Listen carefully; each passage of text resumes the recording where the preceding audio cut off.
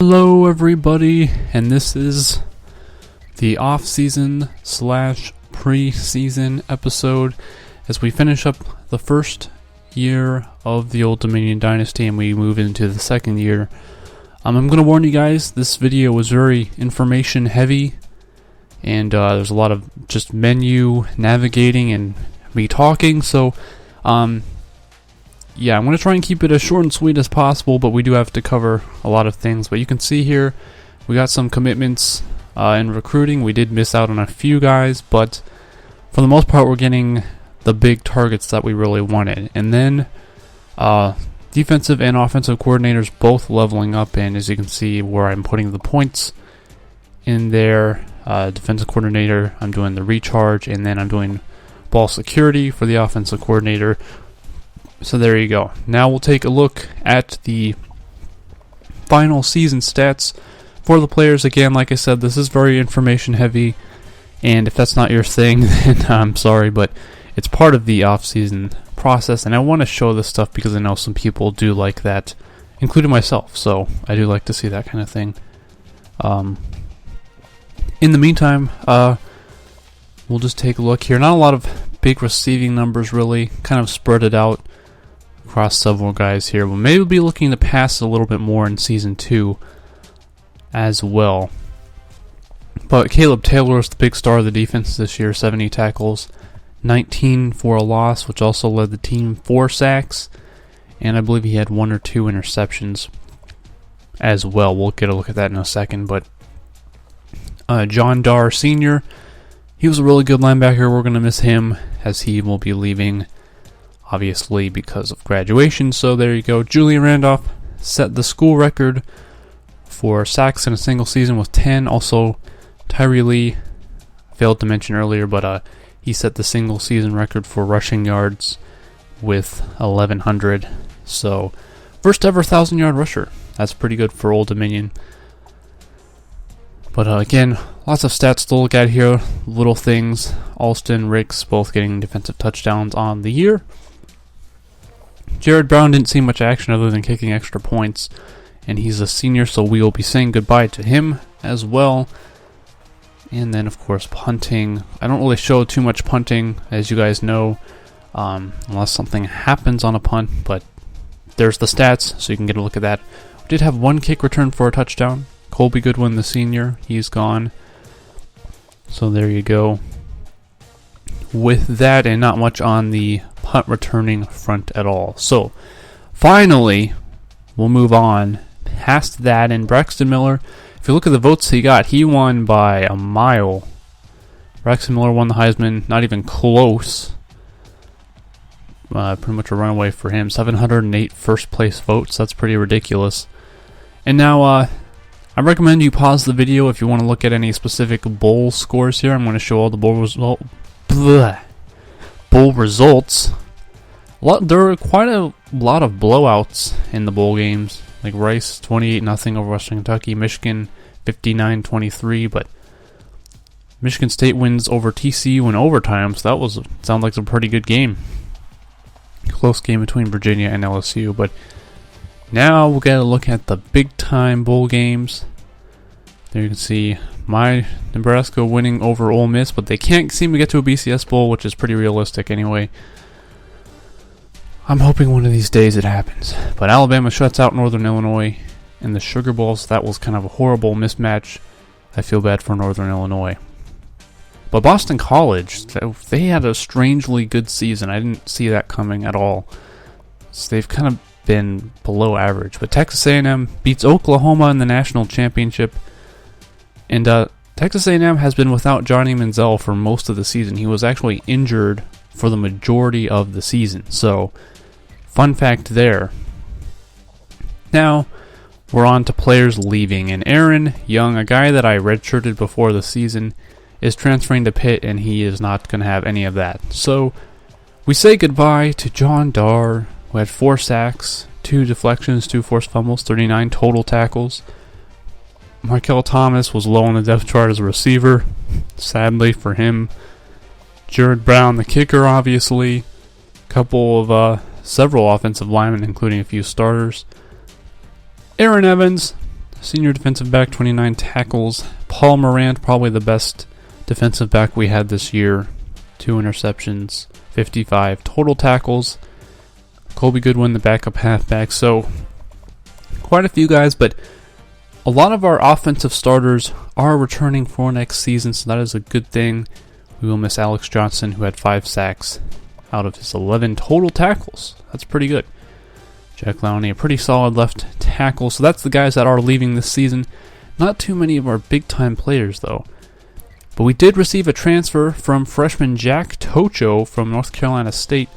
Now, he will not be eligible to play the season because when you transfer, you do have to sit out for a year, so we won't be able to use him until next season.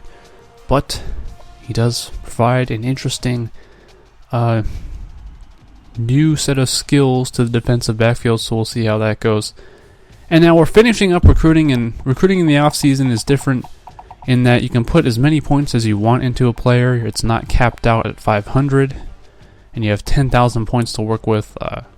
I've filled all of my team's needs in the season, so I'm basically just finishing out with these guys here. I'm not going to add any new recruits. No reason to fill the needs and got all the recruits that I really wanted, so we're just going to try and put as many points into these guys and try and get them to come, because the more points you put into them, the more that little bar there extends. So there you go. David Dixon, the 5-star running back, committed. He comes in at a 77 overall. Brian Moore, the middle linebacker, as well. We did lose out on the other 2 recruits. But we signed a 5-star prospect, which gives us the 92nd recruiting class in the country. So not the greatest, but not the worst. You can check out the list there. Obviously, the highlight being David Dixon. I am going to redshirt him, spoiler alert, for this season because Tyree Lee is in his senior year. So let Lee finish out his career and Dixon can progress in the offseason and still have 4 years of eligibility, which means he will probably be a 4-year starter, which I'm pretty excited about. We did also get Josh Silva, the athlete who's actually ended up being a quarterback. And real quick, I'm doing the conference alignments pretty much how they're going to be in 2014. So the Big Ten changes with Rutgers and Maryland, and they also changed the structure. Old Dominion in Western Kentucky moved to the Conference USA. Tulane in East Carolina, I moved to the American Athletic Conference. Tulsa is also supposed to go to the AAC, but I chose not to do that to keep things even between those 2 conferences. So there you go. I told you guys this was a lot of information, so don't say I didn't warn you. But we did level up with our head coach once again, and we did get a new defensive coordinator. I guess the athletic director decided to hire a new one for some reason. So I put another point into recruiting because that's pretty important to me. So back to redshirting. Josh Silva, I didn't know he was a quarterback, but it turns out he was. And look at his speed and acceleration. He's a big-time quick guy, so we're going to redshirt him because obviously our depth at quarterback is ridiculous. And we're also going to redshirt David Dixon, wide receiver Brandon Ellison, left end Walter Anderson, defensive tackle John Jordan, middle linebacker Brian Moore, and cornerbacks Donald Simmons and Rob Thompson. And by the way, Rob Thompson is a junior college recruit. He's a sophomore, so just an FYI. And then we'll check out our schedule. At UMass, home against Utah State, then a bye week. First conference game is at Western Kentucky, which, as you guys know, was my NCAA 13 Dynasty team. Then we have Buffalo, Louisiana Tech at Texas A&M, defending national champions. And the rest of the schedule, as you guys could see, was Conference USA. So there you go. And here's the preseason top 25. Not too many surprises again. Pretty predictable. Nothing that stands out really punching me in the face or anything. But there you go. There will be a few things that I don't cover in this video that I wrap up in the next video when we actually get to the first game of the season against UMass. So just be on the lookout for that. We will be covering players a little more closely as well this season, and getting to know the team a little bit better than I did last season. And here's the conference outlook. You can check that out while I talk about other things. As far as new recruits that are actually going to be a part of the team this year that aren't being redshirted, on offense at fullback we have Brian Cook. He is a backup to Melvin Vaughn, but it's good to have another fullback in the lineup. And then at tight end, Adrian Bush. He's third on the depth chart, so he probably won't see too much time this season, but he is going to be a part of the team that plays this year, not being a redshirt freshman. So there you go. On defense, at linebacker, it's Chris Cleveland, and he is a backup outside linebacker, so he may actually see some action this year, as well as middle linebacker Roshan Doherty, although he is much further down on the depth chart, so we're not sure if he'll get much playing time other than cleanup duty in the event of a blowout. So we'll see how that goes. And then junior college recruit Travis Gonzalez, cornerback. He's a junior, so he doesn't have too much time left, but he may see some action at cornerback this year. And then free safety. Both of our free safeties are incoming recruits, Marcus Massey and Matt Williams. And Massey has been designated as the starter so far, though either one could really see some action as they're fairly evenly rated. And finally, Anthony White is our new kicker. He was also a junior college recruit.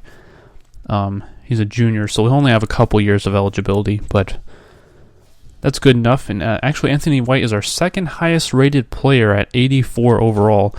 The highest rated player on the entire team is Taylor Heineke at 90 overall.